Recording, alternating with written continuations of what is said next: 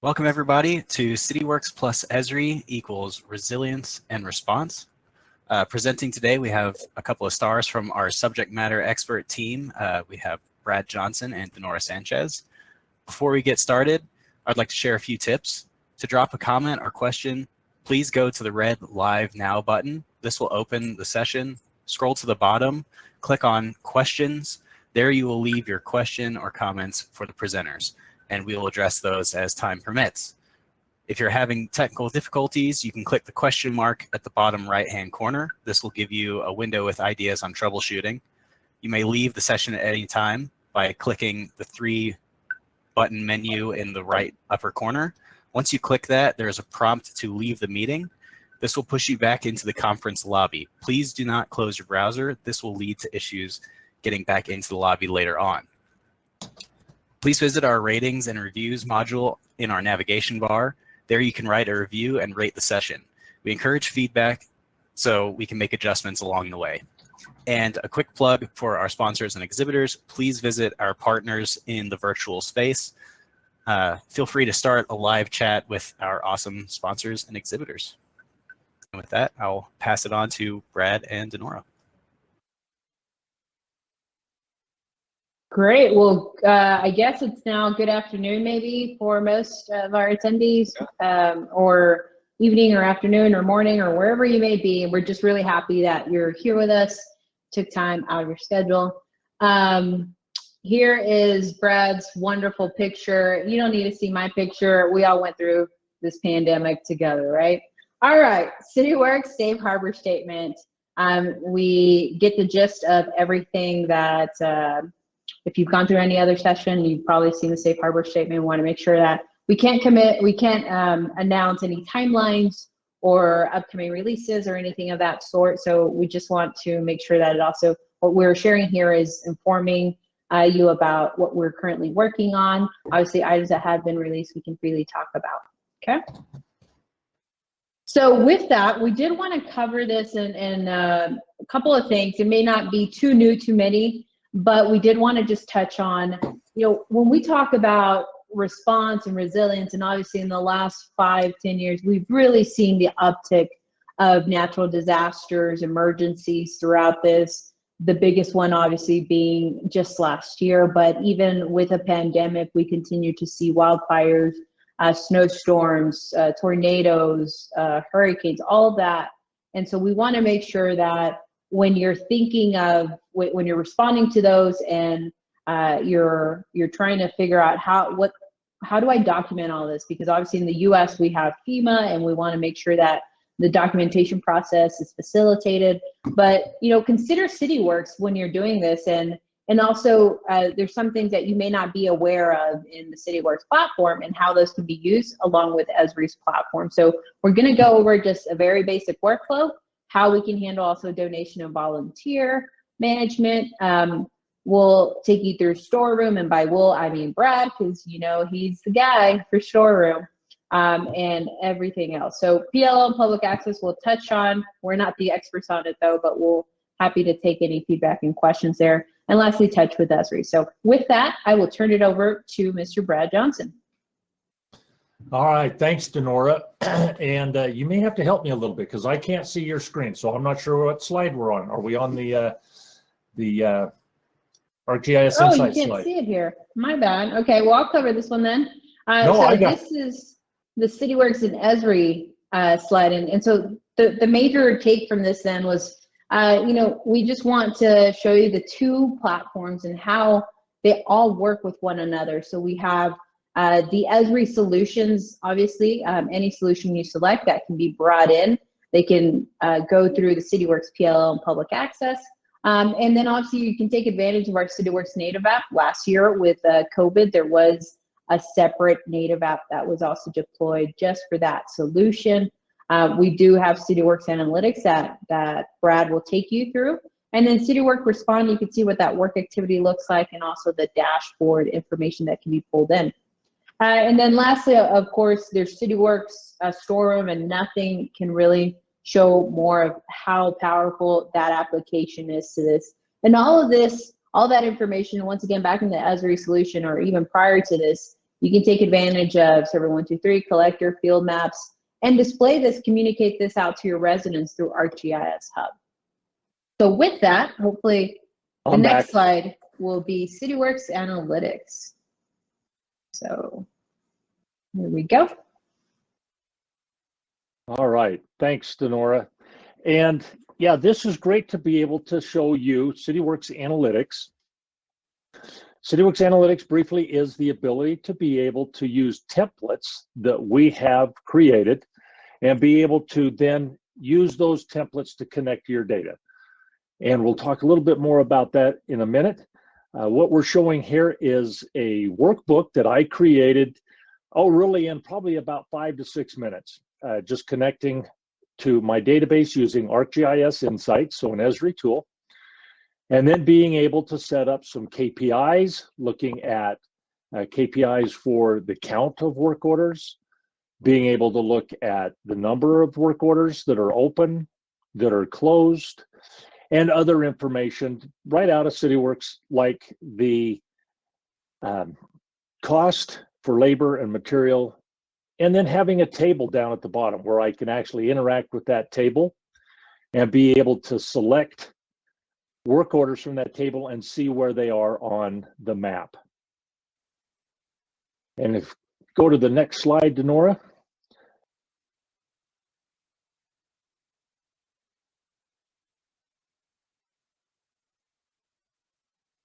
So some of those workbooks. Did it advance on your side, Brad? No, I'm not seeing it. So if you went to the next one, that's great. I can see it on my computer. Tech here. It froze on me, so 1 second. So Cityworks Analytics really is a tool to help you know if you're winning or losing. Coming from a very competitive sports background, I was always of the mind that I don't know if I'm winning if I'm not keeping score. So that's what Storeroom Analytics can do, or I'm sorry, Cityworks Analytics can do. And especially for like emergencies and things, you can use this to pull out specific data for work orders, service requests, inspections, how much of the fleet is being used, who's the operator on those fleets, and being able to look at things like facility performance. How did you do performing on time durations? How long did you anticipate it to take for a work order, service request, task, or a case that may have been used, to how long it actually took to perform those functions.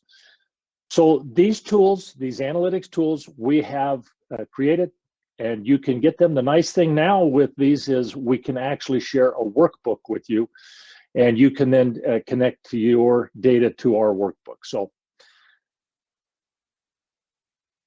okay. All right. Well, this next one is on the overall workflow that we really wanted to talk about. You know, when you start thinking of an emergency and an emergency operations center, right? The EOC opens up, you activate it. And so how can Cityworks support that process and that workflow? And even from just within EOC and then the different field offices, there's typically requests that are coming in from the different branches and the different directors. And so being able to document those, rather, you know, I think right now for some organizations it's a paper process where you fill out the form and then you submit it to the logs director, so on, and then, you know, go through that process. But using Cityworks, you can actually, you know, take that and start that process as a service request. You could do that as a work order. And then obviously if there needs to be an inspection auto created from there, you could go through those observations depending on what the request is, whether an inspection actually is necessary.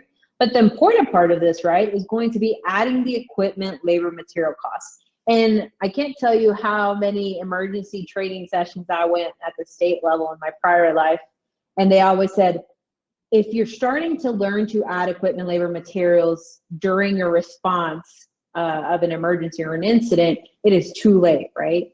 And so by using Cityworks, this is just ingrained in your organization, right? You're adding that equipment, labor, material costs from reliable sources, whether it's from storeroom, or if you added it from any FEMA rates. And so that information being captured. And so in the unfortunate need of an emergency or an incident, you can easily start to document those and already have it in a system that you can then report from, right? All right, so this workflow is, we're gonna be in Respond, and we're gonna show you how going from a service request, so here, I've created an EOC request, and you can see I can submit it to someone, and I could assign a project if necessary. And then you could see the comments. So this happened to come from logs. We need a operations at Civic Center. I could, if this was a customer call, right, that's another way that that can be documented. And by using category custom fields, I can then actually document what section requested this. And so in this case, it's coming from logs. And so from here, if I need to go and create a work order, I can come in here and just create that, and I could see the different options that are available. So I could come in and actually, you're gonna see here on the work order template, I have various ones that are available for me. So if I just wanna do general planning, I can come in and you can once again submit to whoever is necessary, but I can come in and just create that work order. Those comments will come over and load. And once again, it's just documenting that information again. So I see that. If I need to come in here and update any of this information or add costs to this, I can easily do that. I could also jump back into the service request, or if you haven't noticed, a couple of releases ago, we did have equipment reservation. So if you need to do that, especially for any dump trucks or any heavy duty vehicles, and then the add cost, right? This is gonna be the core component that you're gonna depend on if you wanna calculate any burn rates down the road. So here you can actually see, once again, if I want to document what section that's coming for. So very easily, just by taking core parts of Cityworks, I can start to capture all of that information there. Now, one area that maybe not many have explored with this is donations and volunteer. We saw this last year during the pandemic, but this is going to happen with any incident, right? Whether it's a private sector or even just the general public are going to want to come out and actually help their fellow person. And so they want to donate, whether it's time or whether it's actual funding or materials. And so one way to actually document that, because obviously that's also going to factor into if you are doing some FEMA requests for assistance, that can actually help you go a long way for what the city or the municipality organization would be would have to put up front, right? And once again, this pertains to the US. So in this case, I can easily take that donation intake if you need to do an inspection. And the reason for the inspection is actually there's a way to sign off on that, right? So that whether it's a person donating that or the person receiving it, and making sure that everything's in good shape, can complete that. And once again, another documentation point. Donor information can be captured, obviously, as from a service request standpoint, and you can also add volunteer labor costs. So if you want to create just a volunteer employee in the system, and then in the notes or so on, you could actually add what that individual is, but using the national volunteer rate that's typically updated, whether it's on an annual or so on basis, you can capture that cost also that's being received through in-kind donations. Okay, and here a very simple way. So here's a dashboard for one of our projects, and you can see how easily I can see everything going on with that project. But if I want to deal with the donation intake, I can actually take these different, rather than taking all of those donations, and actually go ahead and explore them a little bit more, right? Or do some follow-up work if I need to. So in this case, taking a very simplified view of Respond, I can not only capture where that donation is originating or from that individual, but I can also see, okay, in this case, they wanted to donate N95 masks. It happened to come from the private sector. And then I could say, once again, using custom fields, how that intake was, or that donation was received. I could see that this inspection also, and be able to open them. So once again, if I need to document that I did receive it, I can easily just take advantage of the inspection, set up those different observations depending on what I want to capture. And you probably saw it from Brad's analytics, that is valuable to actually being able to then translate to Cityworks analytics. And if you want to add any attachments here, as to, the signature that the work was done. But I mean, it was pretty exciting last year, right, Brad, to actually start to bring these donations into Cityworks Analytics. Yeah, and to use Storeroom to be able to capture a lot of where that came from and where it was at.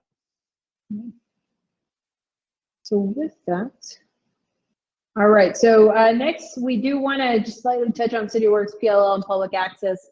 I think this was one of those areas where last year many recognized the value of public access and really the continuity of operations for organizations who had to still interact with the residents and being able to provide them a way to continue the business processes that needed to, whether it's processing permits, business license, and so on.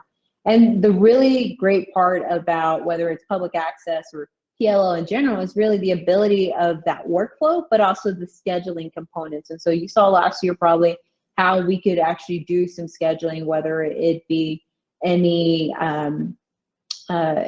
risk areas or structures, but also the ability to come in and actually continue to schedule not only appointments remotely, but that the residents and the contractors were still informed throughout that process. And so definitely, if you haven't taken a look at that, definitely need to look at public access and see really the power of how it's really allowing users to continue to deliver their services in a remote manner. And so I would just say, check out tomorrow's general session when Matt covers some of this. And then the other part is, obviously there's other natural disasters that occur and earthquakes. This is actually an evaluation that our colleague Kara created, the ATC 20 evaluations. And so what you see here is, obviously once again from the dashboard, I can take and see how all those different cases are in their different statuses. But here, with Respondent, you come in and you're able to set up that different workflow, right? So that is really the power of PLL, also being able to capture, once again, document all of that. And you can see if you want to run through and see whether the building or story is leaning, any of those fall hazards, you can capture those and you can update them as necessary, but that's being documented there because you are going to have to do inspections after a disaster, whether it's an earthquake or whether it's just, any other natural disaster incident. And I say this as a Houston resident.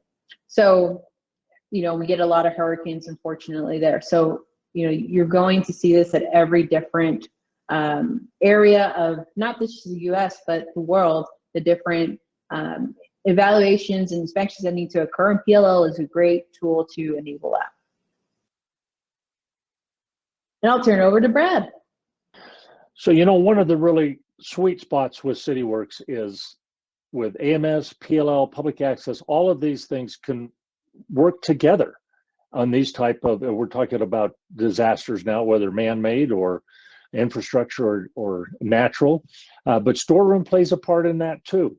When you think about Storeroom and consider a few things, who benefits from the use of Storeroom? Well, it's not just the warehouse guys, it's the entire city. Accounting to the zoo can be able to take advantage and benefit from that. Because of dashboards, collaborations can be made between departments and be able to see. So if one department needs to see what material may be on hand, they can. And then what can I manage with Storeroom? So up to the next slide and start our video, please, Denora. And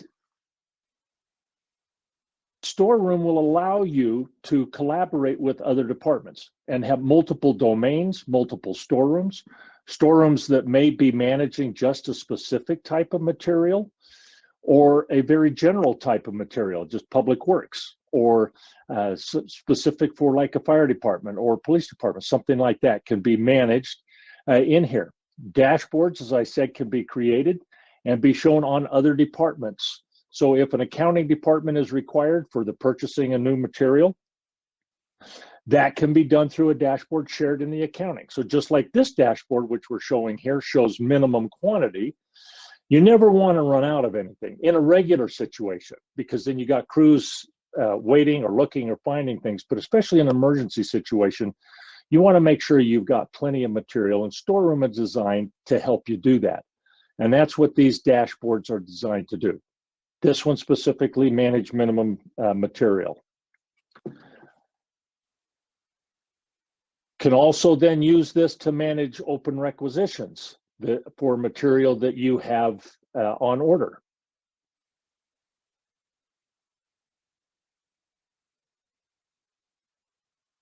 Yeah, if you can slide up there to about 1 minute.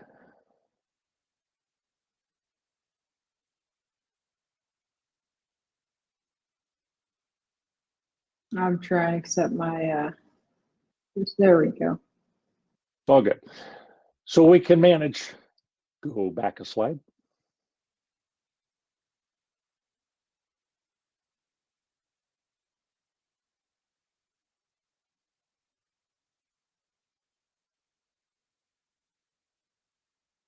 Yeah, pull it over about that far. That looks good.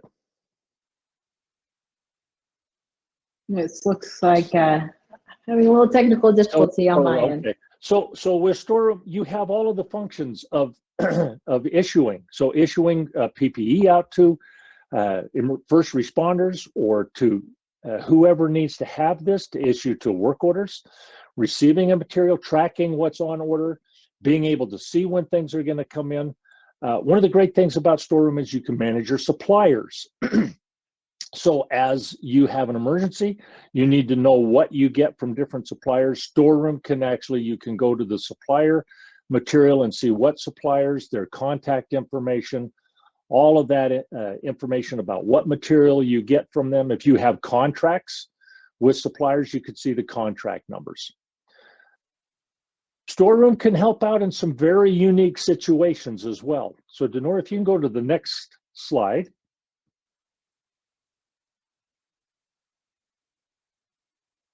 And in some unique situations, we have a client that we worked with over the last year over in Colorado, a nonprofit organization who contacted us to use storeroom to manage all of their COVID-19 test sites and things. And so perfect right there. And so they contacted us. We set them up with Cityworks online. So we hosted it. They can run it. The nice thing is they can have this at multiple sites. And the way they use storeroom for this, for the pandemic, is they have 30, 40, 50 sites throughout the Denver, Colorado Springs area where they were doing testing, now vaccinating, but at the time testing. And they use storeroom to manage all of those test kits, the banners used, Band-Aids, everything that went on or goes on a vaccination now. And so they were able to do this, very minimal training. They were able to get into this and be able to run it. Next slide, please. And so as you'll be able to see, they have dashboards where they can track how many audits they do. So as a site gets done completing a day, they'll look to see how many test kits, vaccination kits, whatever they have left, and do an audit on that. And they can do it from a tablet from any site. And then when they need to have that replenished, next slide, they will request a transfer, and then that transfer will come out of storeroom and transfer to their location. Storeroom has been a significant help for them to being able to manage a really out-of-the-box situation.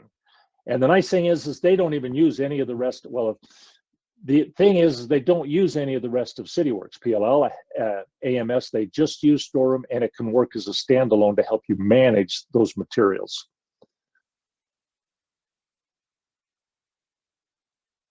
Okay, the last part, we want to make sure, obviously, everything that we're doing, we're using the system of record coming from Esri, but we also do want to highlight that, obviously, as everyone knows, Esri has many solutions, whether that is from business or industry needs. And so a couple to highlight here, they do have the emergency management operations solution, the COVID solution from last year.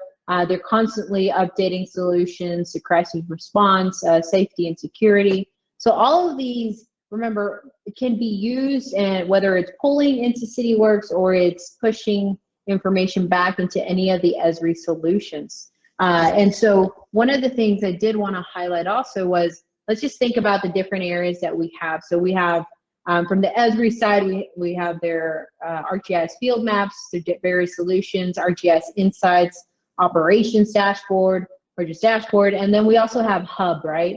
Now, when you think of Cityworks, information can be pushed to that via URLs, taking advantage of our webhooks, Python script, the service request or work order APIs. And then one of the last things that can also be provided through Cityworks, and this was an offering last year also, was that Cityworks Online, taking advantage of that to easily deploy these, because these already have some very basic templates that can be used or reused, updated to your needs. And so that is some of the ways that really these two can be used. And I know, Brad, you have a lot of interaction with like the Python script and insights in some of these. Yeah, and you know, Denor, now in ArcGIS Insights and Cityworks Analytics, it actually becomes actionable now, and you can embed Python scripts in ArcGIS Insights and select, for example, a sewer main or a water main or a street segment, and create a work order out of ArcGIS Insights.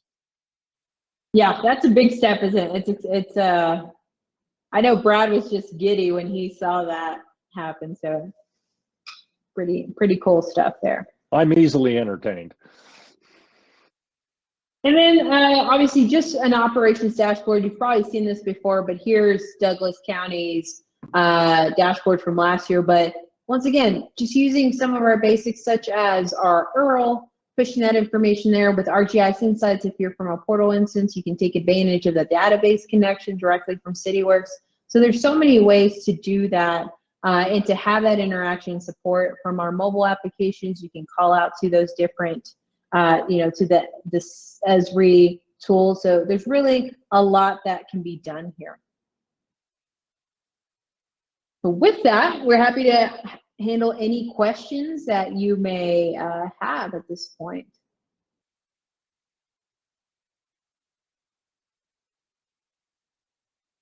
All right, we have a couple of questions on the templates that you guys mentioned and where those can be accessed. My gut response is get in touch with your CSM. Your CSM will work with you individually and link you up with Brad or Denora or anyone who can help you get access to those templates. Brad or Denora, do you have any additional information there? Yeah, so the link to the Cityworks Analytics that like Bradley has or the other CSMs have, the link will give you the access to download all of them, or you can pick and choose which ones you want to download. Yep, and we can, I know last year we were going through the COVID solution, we actually did document that, but we can definitely take this offline to direct them to those on mycityworks.forge.com. But everything was documented so that it could, whether you were taking advantage of Cityworks Online where those templates are available, or that you would recreate them on your own. Those were very well documented by our documentation team. So thank you to them. Yeah, thank you. We have another question that came in. Do you have a white paper on using AMS storeroom EURL and analytics for disaster response? Again, that's something that you might reach out to your CSM about. I've seen some documents going around specifically tailored for emergency response. We do have some documentation that we can send out on that. Yeah, but I don't think we have a white paper with that, bringing all this together, but that's a good suggestion, and we'll definitely take that back. Thank you. And I think that is all the questions that came in, unless my co-moderator Jeremy sees any others. I think we are finished. Yeah, just one thing. Definitely want to plug in Brad's next session, right, Brad? You have another session on emergency management? We do tomorrow. It's at, I think it's at 11:35. Check the schedule. 11:35 Mountain Time tomorrow. Yeah, and it's going to go a little bit more into detail also on some of those items. So definitely check it out. Be there. All right. Thanks, Brad and Denora. We'll see you guys in the next one. Thanks. Take care, y'all. Night, everyone.